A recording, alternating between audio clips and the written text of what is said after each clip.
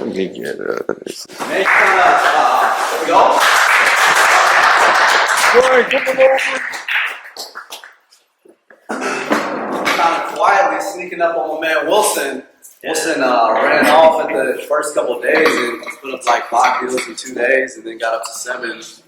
And now you just kind of quiet until I said that out loud. Tortoise. Yeah, tortoise for sure. Already picked it though.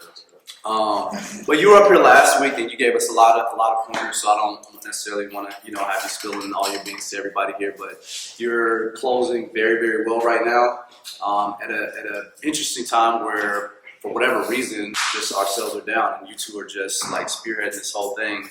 What would you say would be in the home and the closing process the key to your success right now? Oh man, finding out that pain point and then really harping on it. Mm-hmm. So really just tailoring the presentation. So using that discovery form to really hone in on what their pain is and tailoring the presentation. So like I've had 2 closes where like they literally said they didn't give a shit about equity.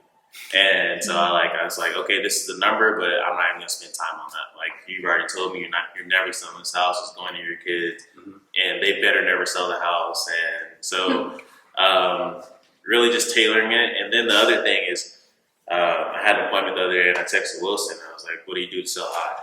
And he literally was just like, preframe. And I said it was like the best advice after I closed, because it made me realize like, bro, you're overthinking it, just do it. And that's exactly what happened. Like I didn't even like look at the other numbers. I just put down, the regular non-flat numbers, and then they didn't budge, like no objections, just like normal. Like I always never expect any objections, but it was like $41 over their bill. They're like, yeah, that's cool. Yeah. It's like, so You're like, oh shit, really? All right.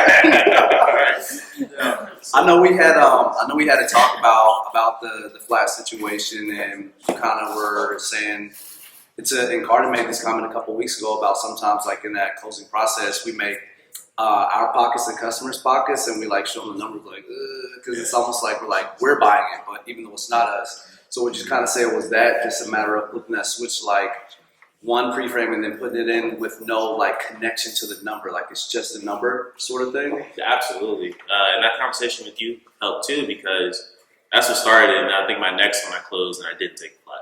Then the one after that I did take a flat. So it wasn't like something I'm like, oh, it just automatically clicked, but I need like, I don't know, one more person. Like, just stop overthinking it.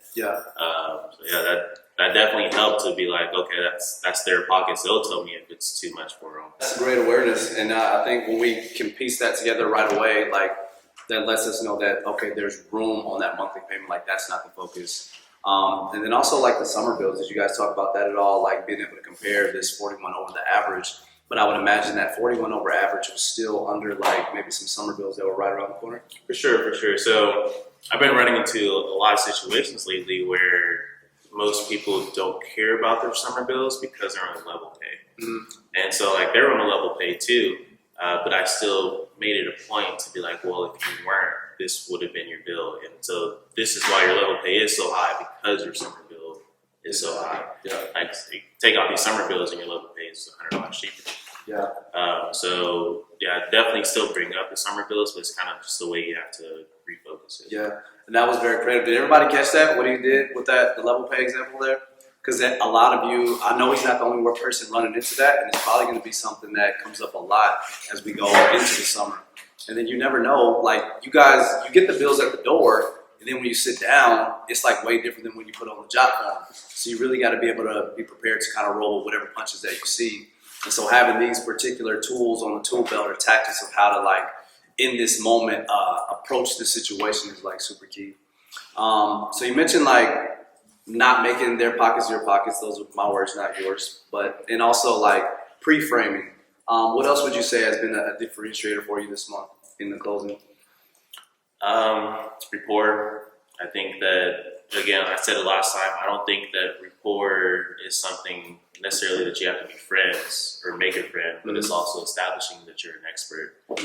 So whenever they do ask those questions, not really jump on it in a sales like way, but dig deeper and then answer it in a very very educated way. Mm-hmm. It kind of makes them feel like you're the professional, like you know what you're doing, so they don't have even a reason to price shop. Exactly. Because, like you told me, like they're buying you. I'm like, okay, yeah, they are buying me. So it kind of made me get back to myself, like what made me successful, you know, in every other career that I've had. Mm-hmm. You know, just being me. Yeah. It's funny that it's now a theme so far today about kind of getting back to the basics. Brad touched on it, Peter touched on it, and then it was the final piece of you climbing back up to a great month. And I know you're going to finish like super strong, probably even have your best month ever. I know you got a really solid one on Saturday at least, and you got one tonight lined up. So expecting big things. But yeah, man, I think we all get to that point where whether we're having success or we're not doing well, either one makes us kind of want to try new things or shake it up a little bit. And oftentimes just doing the same thing over and over, which in today's age is very hard to do, gives us the biggest results. But then lastly, before we move into role plays, like if you could give one piece of advice to, like, let's say Moses when he first started, and I know you went through a lot of different transitions just in the solar industry period, like what is something that you would say to yourself 30 days in the solar, like last year, which was probably would have been around this time last year, maybe. Yeah, right around this time actually. Relax, because I'm not sure if everyone knows it, but like my first 2 weeks of Rebus were like shitty. Like my first day on the doors, I had 6 appointments. I don't know if they all set or not, but none of them closed. So then, yeah. I was excited though. I was like, oh, 5 dots, let's go. Right. It was exciting, like you said. And then, you know, so you kind of go through that wave. Mm-hmm. And then the next 2 weeks, I had like 9. And like, I'm super excited. And so now I went from like calling Rich, like, man, I don't know if I can do this, to like, okay, like, I'm a badass. Like, I got this. And then like 2 of them got installed. So again, you go through a wave. And so just relax and, you know, continue grinding and perfecting your craft. And as long as you keep grinding, like it's eventually like, I don't know, everything's gonna pay off. I don't really worry about cancellations or anything. So. Good. How do you feel like your life outside of Rebus has affected what you do here?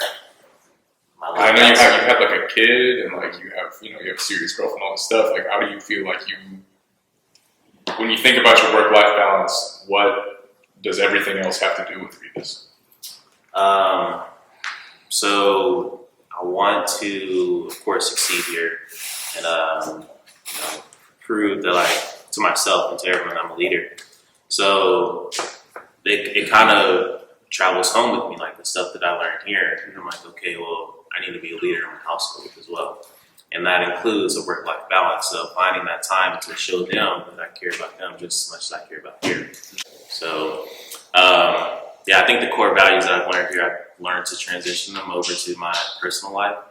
And, of course, having them makes me want to do well here as well. So, to answer your question, Brad, about the confidence, I changed the area I was knocking in as well.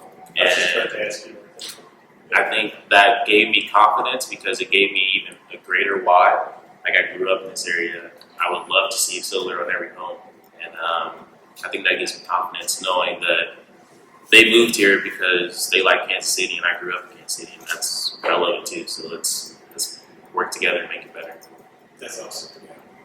They can really use the savings, but also, yeah, feel like you can really help them out too. Yeah. Man, just dropping gems. Like that's pretty deep. Like yeah, that I could imagine just how you feel walking the streets. You know what I'm saying, or the streets per se, like the neighborhoods. Yeah. In that moment, and just having a different level of care and what you want to provide, and then it radiates. So when people open the door, like you have this aura of just authenticity. Like I'm here to serve. I'm here to help. And it's a winning combination. So, what else, one more, did you want to add to that piece? No.